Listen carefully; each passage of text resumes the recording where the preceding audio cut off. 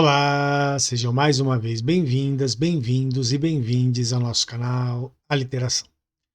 Bom, gente, no vídeo de hoje eu vou continuar a nossa reflexão sobre a arte como bem público, né? Que eu fiz no vídeo retrasado. Aí no vídeo passado eu interrompi para fazer a resenha da série O Segredo do Rio. E agora então quero retomar a reflexão sobre a arte enquanto bem público. Eu sei que tem muito assunto aí importante rolando no Brasil, né? Enfim, a famigerada e absurda PEC da blindagem. Enfim, eu sei que os golpes aí, as tentativas de golpes aí acontecendo, né? No sentido de o Eduardo Bolsonaro foi colocado como líder da minoria para não ter o seu mandato cassado, enfim. Os absurdos da política brasileira, que eu ainda vou falar, né? Eu acho que a gente precisa se, se, se prevenir bem na eleição do ano que vem para evitar esse tipo de absurdo, né? A gente tem talvez o pior congresso que nós já tivemos na nossa história, com essa extrema direita criminosa, né? Criminosa, e que não está nem mais disfarçando nada, está abertamente atuando em causa própria, assim, descaradamente, né? Mas enfim, eu ainda vou talvez fazer um vídeo mais longo, com uma reflexão mais profunda sobre isso. Mas hoje eu quero continuar a nossa reflexão sobre a arte enquanto bem público, porque é uma reflexão que vai durar bastante tempo, então eu quero fazendo por partes, mas também não quero demorar muito para terminar, tá bom? Só que antes de começar o vídeo, eu quero pedir a todas, todos e todes que curtam o vídeo, comentem, compartilhem, se inscrevam no nosso canal se ainda não se inscreveram, se já se inscreveram no nosso canal, chamem as pessoas que vocês conhecem e que vocês vão saber que gostam, que vão gostar do nosso conteúdo para se inscreverem no canal. Não custa nada se inscrever no canal, não custa nada curtir o vídeo, não custa nada compartilhar o vídeo, comentar o vídeo, enfim, essas coisas criam engajamento aqui no YouTube para canal para qual eu estou gravando originalmente o vídeo, apesar de ele também passar no Instagram e no TikTok, tá? E eu disponibilizar no Facebook, enfim. Mas ele está sendo gravado originalmente para ir para o nosso canal do YouTube, tá? Então, se inscrevam no canal, compartilhem o vídeo, comentem, curtam, enfim, ajudem a engajar mais o nosso trabalho para que a gente ganhe seguidores, para que a gente ganhe curtidas, enfim, para que a gente possa fortalecer cada vez mais o nosso trabalho, tá? E se você está no TikTok ou no Instagram, por exemplo, segue a gente aí no Instagram, segue a gente no TikTok, vai lá para o YouTube, se inscreve no nosso canal lá do YouTube, enfim, vai no Facebook, curte a nossa página Literação no Facebook, vai lá, segue o blog A Literação, né? Visita o site da editora Literação, enfim. Visite o site do Instituto Aliteração, né? A Literação é um grande projeto de arte, de literatura, de cultura, de reflexões culturais, enfim. Comprem os nossos livros, né? O site da editora Literação está cheio de livros bacanas. Façam o nosso curso de filosofia da arte, né? A pergunta que não quer calar, afinal, o que é arte? Que está lá no Instituto da Literação, um curso de 45 horas, muito bacana. E com um valor super acessível, né, para fazer o curso com certificado, enfim. É isso, ajuda a gente aí no nosso trabalho, que fazer um trabalho desse não é fácil, né? Manter um trabalho desse não é fácil. E o nosso projeto A Literação está aí já há 5 anos uh, no ar e, enfim. E a gente com muita luta e com muita paciência e tranquilidade está desenvolvendo esse trabalho, certo?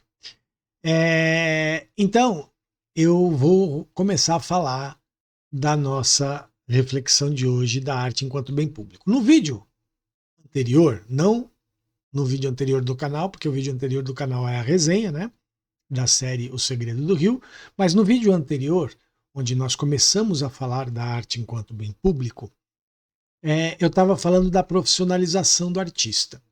E falei que a profissionalização do artista ela pode ser vista sob diversos aspectos e que eu ia ver né, a profissionalização do artista, analisar a profissionalização do artista a partir de dois aspectos: a remuneração e a capacitação técnica. Né? E no vídeo anterior, então, eu acabei usando o vídeo inteiro para falar sobre a questão da remuneração. Né?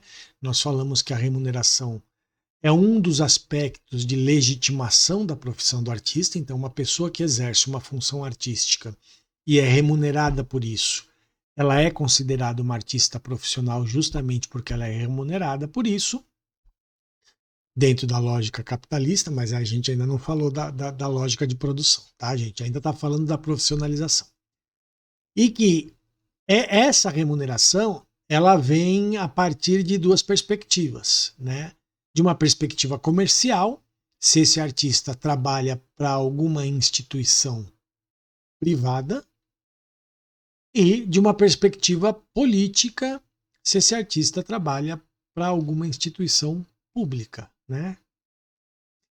E aí, então, eu acabei falando sobre a questão da remuneração e, como o vídeo ficou um pouco longo, eu deixei para esse vídeo falar sobre a questão da capacitação. Então, se uma pessoa ela é legitimada enquanto artista profissional a partir do aspecto da remuneração, ela também pode ser legitimada. Eu falo também porque eu acho que são aspectos cumulativos, né? Ah, só a remuneração está colocado? Não, a remuneração talvez seja o principal aspecto, mas esse aspecto da remuneração não vem sozinho. Ele vem junto com esse outro aspecto que eu vou falar hoje, que é o aspecto da capacitação do artista. Normalmente, uma pessoa acaba sendo considerada um artista profissional se ela possui uma capacitação para exercer a sua função que seja condizente com os padrões estabelecidos dentro de um determinado grupo social, de uma determinada sociedade, de um país, de uma cidade, enfim, né? De um grupo cultural. Então, dentro de um determinado universo cultural, né, dentro de uma determinada estrutura social, aquela pessoa que exerce a função de artista, né, que exerce alguma função artística, ela vai ser legitimada profissionalmente também pela sua capacitação. E o que a gente chama de capacitação? É a competência que a pessoa tem para exercer essa função, oferecendo então ao público, né, ao público dentro dessa estrutura social, um resultado cuja qualidade seja aceitável, seja considerada boa, e aí em todas as suas gradações, né, desde o boa razoável até o boa bacana, até o boa extraordinário, né, de qualidade boa, dentro dos padrões estabelecidos. Então, isso seria a capacitação. Então, vamos pegar um exemplo, né? Eu pinto um quadro. Se esse quadro é visto pelas pessoas e as pessoas acham que esse quadro é bom, é bem feito, é uma obra de arte bem feita, né? É bonita, enfim. No conceito estético de beleza, né? Mas enfim, eu ganho legitimidade enquanto artista. Agora, quem são essas pessoas que vão dizer isso? Pessoas cujo discurso tem a legitimidade dentro dessa sociedade. Então não adianta eu pintar um quadro, por exemplo, que o meu vizinho vai achar bonito, que a minha irmã vai achar bonita, que meu filho vai achar bonito, que o cara que trabalha na padaria acha bonito, que o motorista do ônibus acha bonito, que o médico que cuida de mim, né, com o qual eu me consulto vai achar bonito. Não. Quem tem que achar bonito, quem tem que achar bom, é um grupo de pessoas dentro desta sociedade, dentro dessa estrutura social, cujo discurso tem legitimidade para dizer se um quadro é bonito ou não. Né? Críticos de arte, por exemplo, donos de galerias, curadores de museus, para ficar no campo das artes visuais. Né? Ah, mas e se muita gente gostar? Claro que um grande número, que uma obra que faz muito sucesso junto ao público em geral, essa obra tende a ganhar legitimidade dentro dos discursos dos grupos que possuem a legitimidade para falar de arte? Sim, né? Claro. Isso nas artes visuais ocorre menos porque as artes visuais são uma vertente das artes um pouco mais fechadas, né, enquanto mercado. Mas num outro exemplo, né, então eu faço um filme, eu dirijo um filme, né, eu sou diretor de cinema, dirijo um filme, e esse filme é passado, é exibido em alguns festivais. E ele começa a ser muito aceito pelo público dos festivais. Quem foi para os festivais enquanto crítico de cinema nem achou tão assim. Né? Mas o público dos festivais começou a achar o meu filme muito bom. Então ele começa a ganhar uma certa legitimidade. Se esse meu filme for lançado no circuito comercial e fizer sucesso, e muita gente querer assistir esse filme, ele também vai ganhar uma certa legitimidade. Então eu não estou aqui negando que se um grande número de pessoas considera a qualidade do filme que eu faço boa, eu não estou negando que isso traz legitimidade para mim enquanto artista. Mas a gente não pode também desprezar que nós vivemos numa sociedade onde quem legitima mesmo um fazer artístico, uma obra de arte, é um grupo de pessoas que tem a função de legitimar. Né? Os críticos, os formadores de opinião, né? Quem faz resenha, por exemplo, quem lida com a distribuição, a imprensa, enfim. Existem grupos, pessoas e grupos que são responsáveis pela legitimação. O fato é que, quando esse artista ganha essa legitimação, ele passa a ser considerado um artista, entre aspas, profissional. Ah, mas independentemente de ele ser remunerado, então ele pode não ser remunerado diretamente. Então eu posso ter feito, por exemplo, um filme,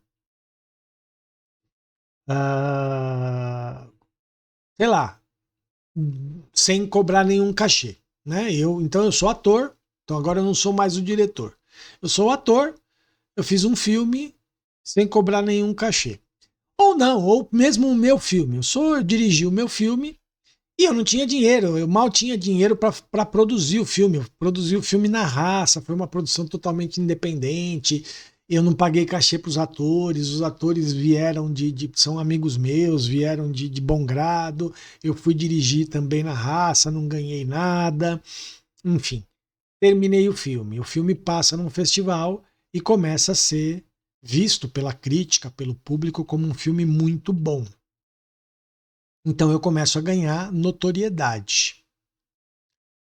Eu não fui remunerado por esse trabalho. Porém, no momento em que eu começo a ganhar notoriedade, em que o filme começa a ganhar notoriedade e legitimidade, eu ganho um prêmio no festival X, eu ganho um prêmio no festival Y.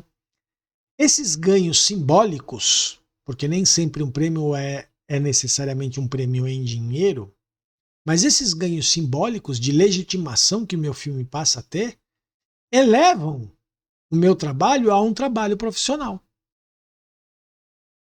É nesse sentido que eu falo da qualificação. Obviamente, isso não vai acontecer a vida inteira, né? Eu não vou ganhar 10 festivais sem ser remunerado, fazendo 10 filmes sem ser remunerado. Eu posso ter feito 1, 2, 3. No momento em que eu começo a ganhar notoriedade pública com o meu trabalho artístico, mesmo que ela venha antes da remuneração, eu passo a ganhar legitimidade como artista profissional. E aí, como é que se dá essa qualificação?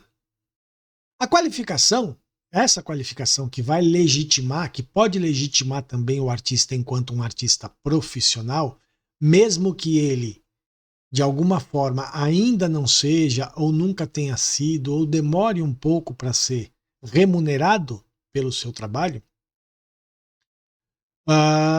essa qualificação se dá em em algumas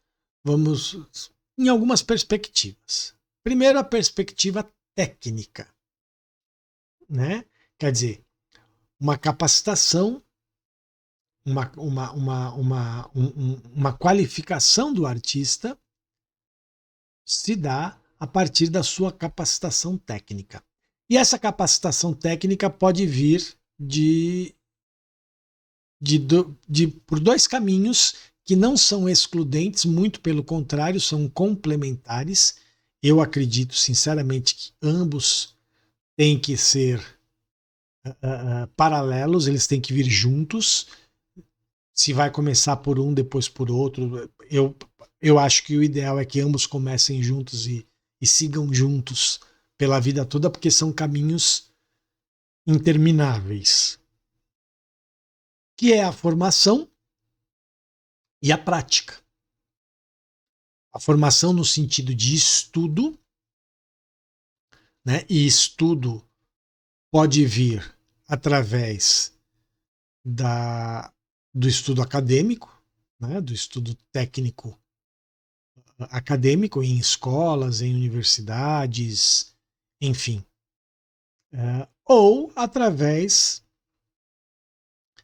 do estudo informal, do estudo empírico, que é diferente da prática. A prática é uma espécie de estudo empírico? Mas não a prática em si.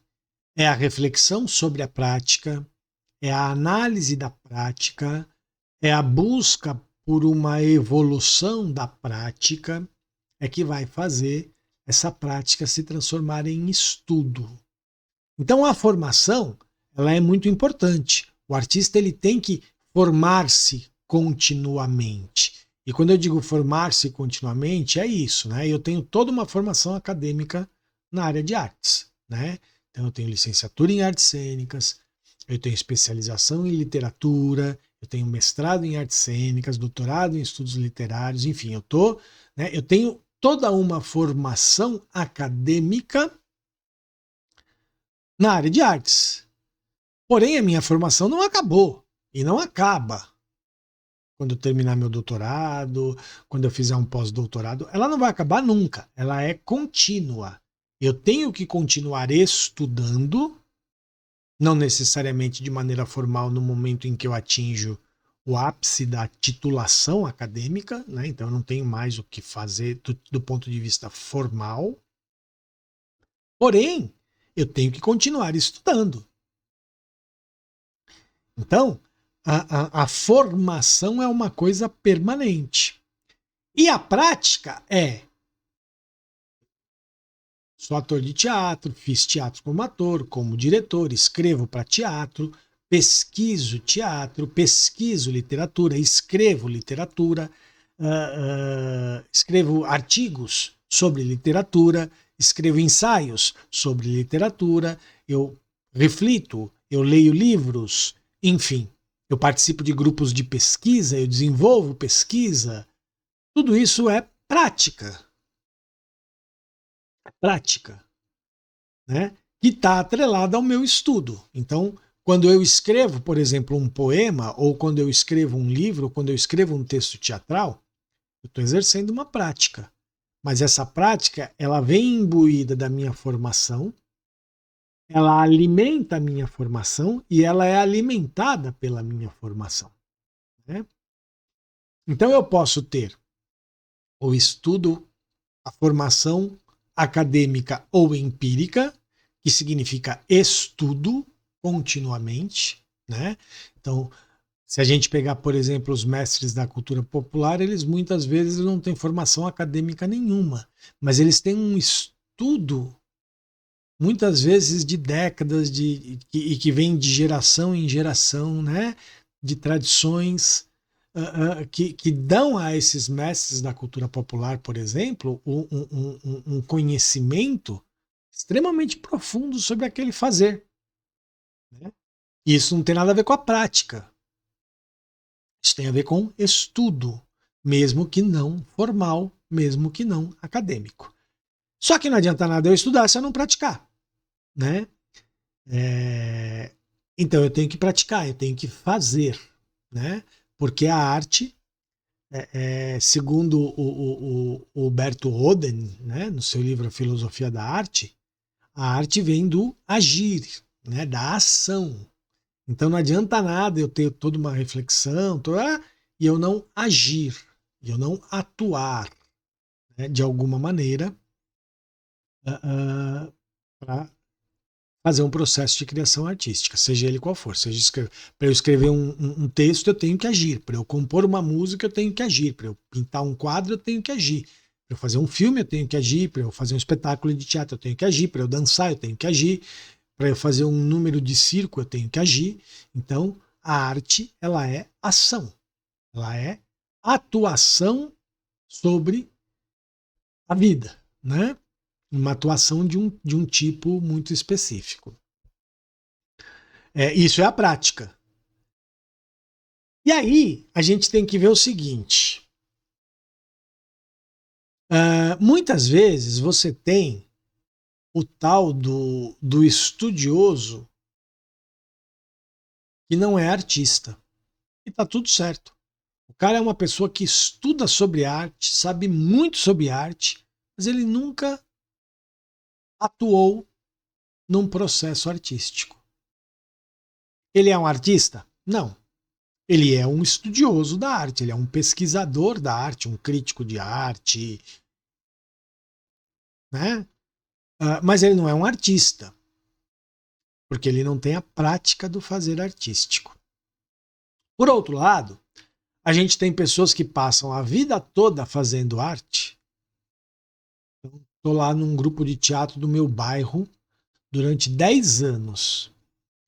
E a gente fez uma peça, aí logo em seguida a gente começou a ensaiar uma outra peça, e fez a outra peça, e depois no terceiro ano a gente fez uma terceira peça, no quarto ano a gente fez uma quarta peça. Logicamente, esse fazer por si só vai trazer algum tipo de conhecimento, eu não estou negando isso. Mas se eu só ficar fazendo e não refletir sobre o que eu estou fazendo, a tendência que eu tenho é de fazer durante 10 anos a mesma coisa. Do mesmo jeito, sem nenhum tipo de evolução. Então a prática por si só também não serve. Mas além dessa questão da capacitação, vindo através da formação e através da prática, né? Como eu disse, uma junção dessas duas coisas, esses dois caminhos que correm paralelamente de forma permanente durante toda a trajetória do artista, e isso possibilita que o artista evolua na qualidade da sua obra, para que lá na frente ele possa ser legitimado enquanto artista profissional. Mas, tirando essa questão da formação, da prática, tem a questão da legitimação por esses agentes né, sociais que são os responsáveis pela legitimação. E aí entra uma questão muito delicada, né? E eu vou usar um exemplo de um filme que fez muito sucesso e que acabou virando um marco do nosso cinema, que é o Ainda Estou Aqui. Veja, independentemente da qualidade artística do Ainda Estou Aqui, nós não podemos negar, nós não podemos deixar de considerar que o Ainda Estou Aqui atingiu o grau de legitimidade que ele atingiu ao ponto de ganhar o Oscar de melhor filme em língua estrangeira, enfim, né, de melhor filme internacional, porque existiu um investimento muito grande, político, simbólico e financeiro em cima do filme, né? Um dado que acho que muita gente sabe porque isso acabou se tornando público por conta do sucesso do filme Ainda Estou Aqui, mas o Walter Salles, diretor do filme, é o quinto ou sexto, eu não me lembro bem esse dado, mas o quinto ou sexto cineasta mais rico do mundo, não é do Brasil, do mundo. Então veja, é um cara que tem dinheiro, é um cara que tem influência, né, no mercado, porque ele tem legitimidade. Então ele é uma das vozes, não só que ganhou legitimidade, hoje em dia ele é uma das vozes que legitima isso, né? E aqui eu não estou fazendo nenhum juízo de valor dizendo que é ruim ou bom isso, tá, gente? Eu estou só constatando como é que as coisas funcionam. E é assim no mercado editorial, e é assim no mercado teatral, e é assim, enfim. Ou seja, eu posso até ter muita qualidade, mas, e essa muita qualidade pode me abrir determinados acessos para eu ganhar legitimação. É lógico que se eu tiver qualidade, se meu trabalho tiver qualidade, a chance que eu tenho de ganhar essa legitimação se torna maior do que se eu não tiver essa qualidade, essa capacitação que vem essa qualificação que vem através da formação e da prática. Então, não é que é totalmente desvinculado da qualidade, mas a gente não pode deixar de considerar que existe, em maior ou menor grau, dependendo de qual nicho do mercado artístico a qual nicho do mercado artístico nós estamos nos referindo, que o chamado lobby, né, ou o investimento político e financeiro em cima disso tem um grau de importância grande. Se eu tenho, por exemplo, R$200 mil, então eu fiz um filme, consegui um investimento lá, tal, paguei os atores, não me paguei tal, mas eu consegui R$200 mil para inscrever o filme em festivais. Porque alguns são gratuitos, mas os grandes festivais, você tem que pagar para o seu filme participar do festival. Então veja, eu vou pagar para o filme. Ninguém vai assistir ao filme antes e vai dizer, não, então você vai pagar, mas a gente quer ver se o filme serve. Alguns festivais você pagou, você vai lá e participa. Então, né? Então, assim, a gente precisa entender que essa questão da legitimação pela qualificação do artista tem o aspecto da formação, da capacitação, formação mais prática, mas também tem o aspecto da articulação política e econômica desse artista no meio ao qual ele pertence. Seja o meio teatral, seja o meio cinematográfico. E a gente não pode perder isso de perspectiva. Por quê? Porque, de novo, aí também, né, quando a gente falou da remuneração, a gente falou de de relações comerciais e de relações políticas. Aqui também existem, então, relações comerciais e relações políticas que podem, então, lidar de maneira significativa com o processo de legitimação de um artista enquanto artista profissional, né?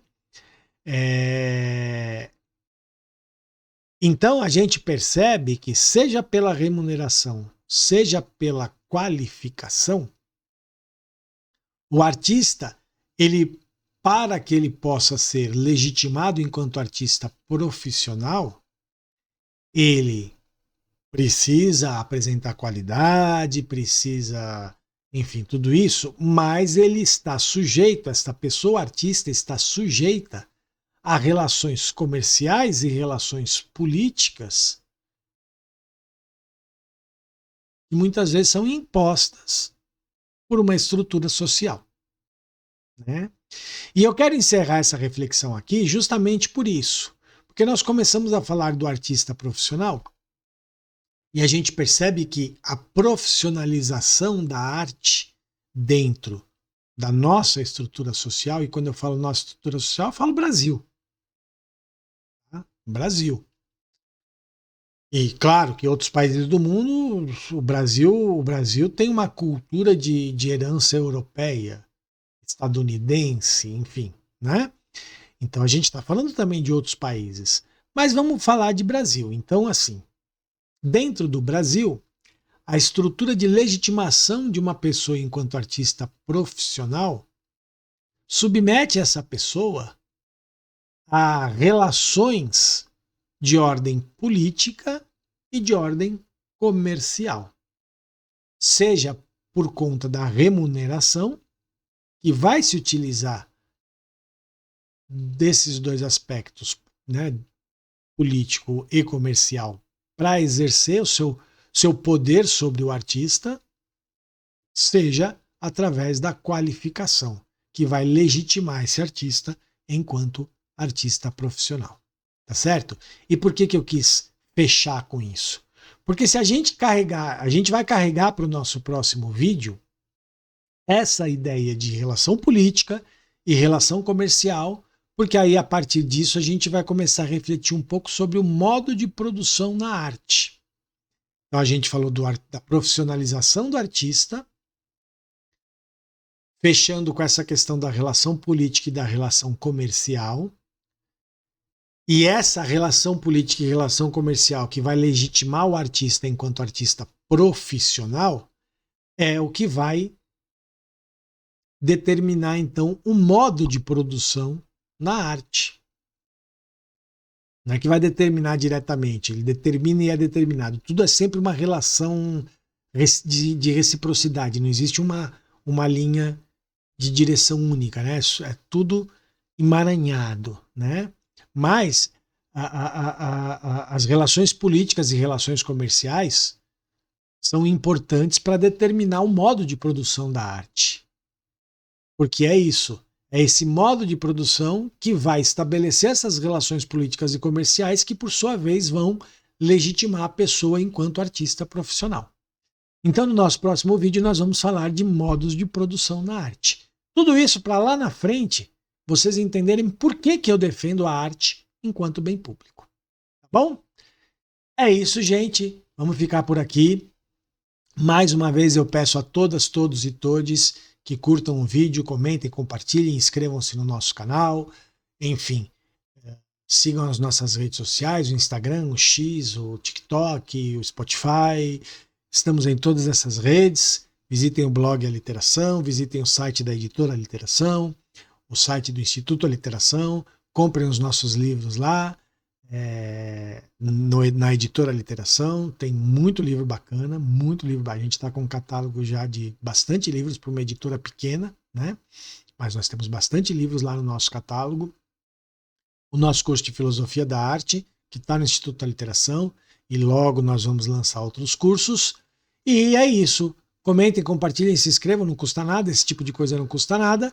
E ajudem a gente a fortalecer cada vez mais o nosso trabalho. Tá bom? Valeu, gente. Até o próximo vídeo. Tchau, tchau.